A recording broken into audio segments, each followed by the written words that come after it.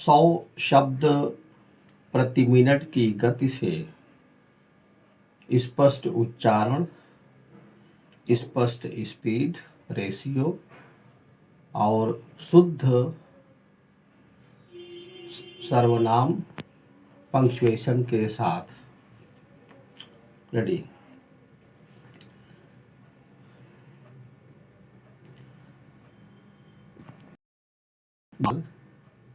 शांति के नहीं बल्कि सशस्त्र टकराव के नाम रहा।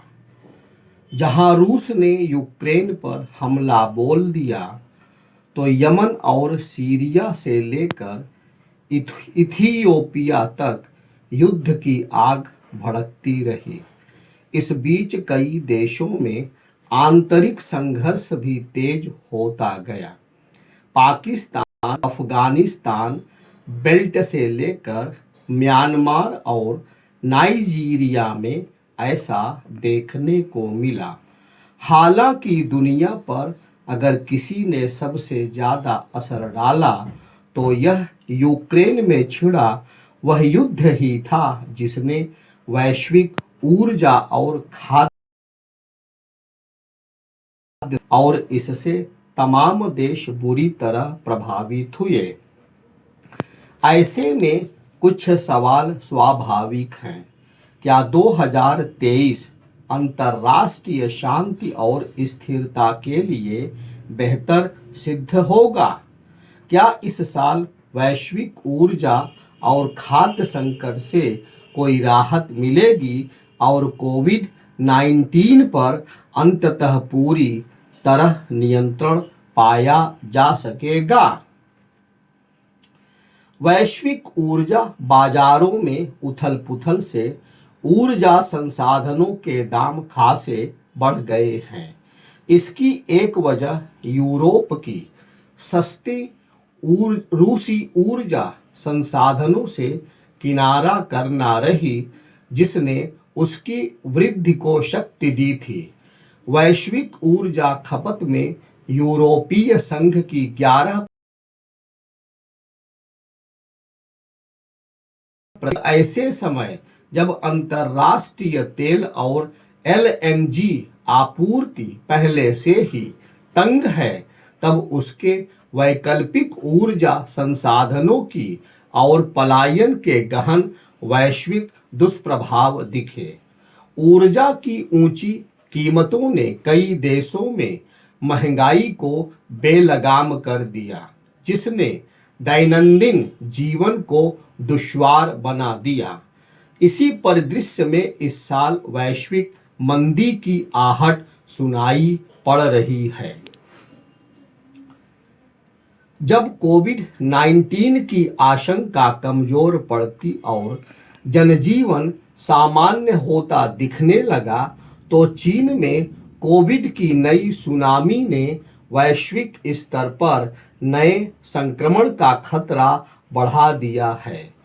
3 साल पहले चीनी राष्ट्रपति शी चिनफिंग के शासन ने घरेलू स्तर पर कोविड पर पर्दा डालने के फेर में एक वैश्विक महामारी। चीन ने हाल में अपनी शून्य कोविड नीति को एकाएक समाप्त कर सभी बंदिशें हटा दी, जिसका नतीजा कोविड की जबरदस्त लहर के रूप में सामने आया और यह आशंका बढ़ गई है कि यह देश दुनिया में किसी नए वेरिएंट को भेज सकता है। इस आशंका को इसलिए भी बल मिलता है क्योंकि कोविड मौजूदा लहर को अपने ही देश में नियंत्रित रखने के बजाय चीन ने अंतर्राष्ट्रीय आवाजाही से जुड़े सभी प्रतिबंध हटा लिए हैं। इस महामारी को लेकर चीन का रवैया शुरू से ही संदिग्ध रहा है। जब कोविड-19 उसकी सीमाओं के भीतर पनपा तो उसने वुहान और वायरस प्रभावित क्षेत्रों के लोगों को विदेश जाने की अनुमति तो जारी रखी, लेकिन उनकी घरेलू आवाजाही प्रतिबंधित कर दी ताकि वे बीजिंग, शंघाई और अन्य चीनी शहरों में कोरोना वायरस का संक्रमण ना ले जाएं। जब थाईलैंड और दक्षिण कोरिया में कोविड के मामलों की कड़ी वुहान से जुड़ी, तब जाकर उसने 21 जनवरी 2020 को अपने यहाँ कोरोना की बात मानी। तभी उसने यह भी माना कि इसका मानव से मानव में संक्रमण हो रहा है।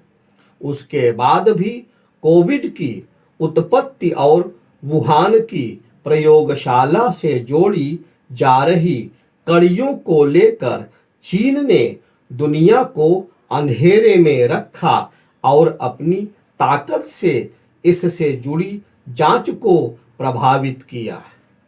अब तक करीब 67 लाख लोगों का काल बन चुकी महामारी से भी स्वास्थ्य के मोर्चे पर नया संकट आसन्न दिखता है। याद रखें कि वुहान में विज्ञान की आड़ में मानवता के प्रति ऐसा खतरा उत्पन्न हुआ है जो परमाणु हथियारों से भी खतरनाक है।